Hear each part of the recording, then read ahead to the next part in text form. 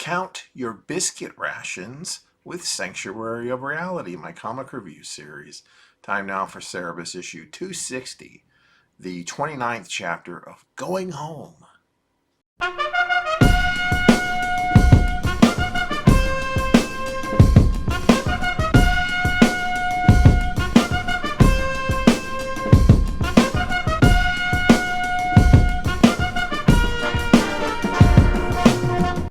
Trapped in a tent on the side of a mountain during a snowstorm, Cerebus mentally struggles to stay sane. He counts the biscuits left in his and Jaka's rations and how much fresh water from melted snow that they have to drink. He compares the situation to the time in Petrel Pass and thinks them better off than then, but isn't completely sold on this notion.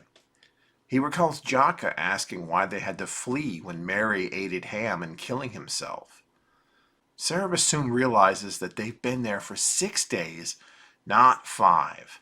His count of the rations is now in question, and he regrets the fact that they could have been in a hunting lodge, nice and cozy, if he just signed the paper that Jaka suggested. Cerebus keeps blanking out from stress, and does so again when Jaka reveals she ate her half of the biscuits while he was still asleep. When Cerebus comes to, he wonders what to do when the snowstorm lifts, to keep following the shoreline north as Ham had been doing, which then leads to him realizing that there is no shoreline between East and Sandhills Creek. They're out of kerosene for their lamp. Jaka guilts him into using their last match to try to light it despite their lacking fuel, meaning they have nothing left to use to make a campfire if the snow ever stops. Cerebus considers going out like Ham, wondering if Jaka will eat his corpse when he does so. Cerebus passes out and finds himself not only outside of the tent, but lost in the whiteout. He struggles about and eventually spots Rick, looking like he did during Jaka's story, revealing that Cerebus just executed him. Rick reveals that when East was destroyed, a new shoreline was formed in its wake, and that's what they've been following. However, they were basically going in circles.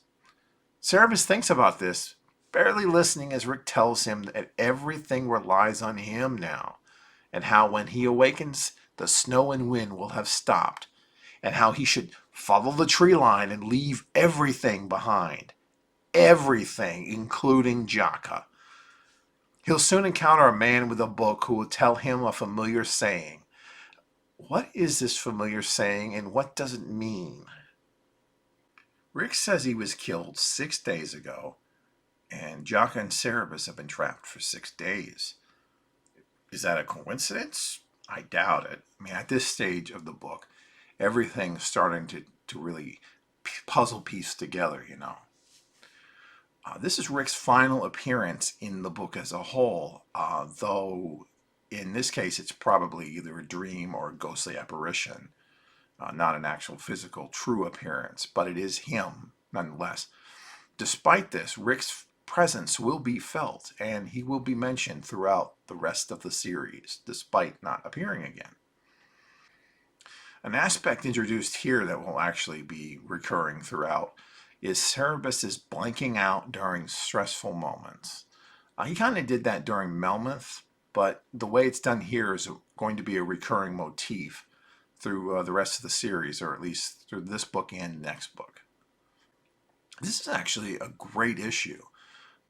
There's actually a lot of empty panels that are either pure white or pure black, yet the story doesn't feel empty. It strikes home the desperate mood that Jaka and Cerebus are in at this time quite excellently. Even though this all takes place in one location, mostly in Cerebus's head, but mostly just the tent, it still moves the plot along for the characters as characters a lot more than the Ham and Mary Earnestway section did, I think. Next time, Cerebus follows his dreams.